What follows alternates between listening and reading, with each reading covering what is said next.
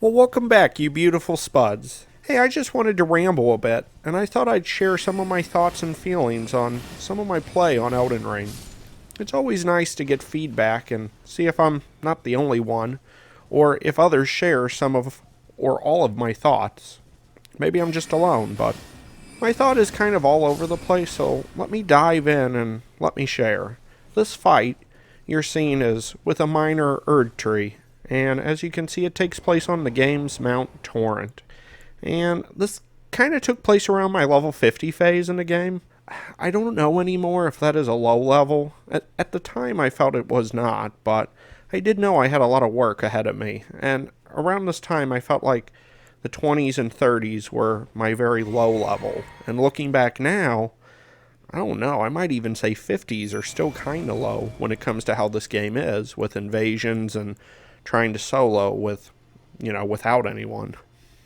At this point in the game, I had passed from what I would call my noob phase and was starting to feel more comfortable with my character, and I felt like I was on the road to becoming, I guess I'd say, a badass from the stuff I had faced, and I felt I was rocking a new set of armor, a new look, and, while I still was kind of new, and I felt better than I had before. But I had kind of developed into, I almost want to say, like a closet coward when it came to playing solo. And, while I would be playing with friends, and I do believe that is my preferred play style, it does make up a lot of my gameplay. There were moments back then when I was on odd times compared to friends, or I was just being brave at that time, and I would have to leave the closet and had to face the hard world and see what I was made of.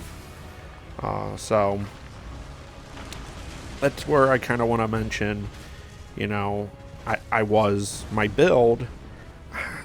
I would call it I was a spellcaster, and I was learning each time I played solo that I was starting to get overwhelmed with having to go toe to toe, and I knew I needed to be able to play without anyone sometimes, so I started doing what now I wonder, would it be considered cheesing some of the enemies? I started using the ash creatures, or they were my meat shields, spirit shields, and I used my mount Tort, whom I never got to see much because I was always on with others, so I never get to see him unless I play solo.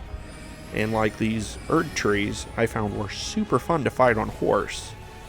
You get to just jump around and you just kind of side ride around where your spirit creature is attacking it, and then I would just finish it off with spells.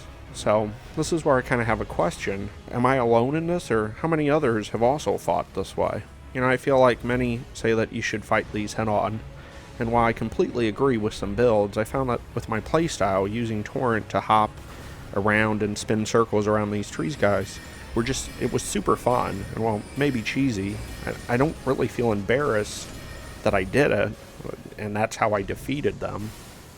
I hope others can agree with, in this game, it shouldn't have to be a set way you have to beat any of these enemies, nor should you be too hard on yourself if you decide to cheese something, because maybe, what you did wasn't as bad of a cheese as you think, and, maybe you're not alone. It could be that many others have done that when they face that same enemy, playing solo. Like I said, for me, I was always kind of scared going toe-to-toe with them. I would just have to say these are some of my own feelings. I would definitely say just have fun, play however you see fit.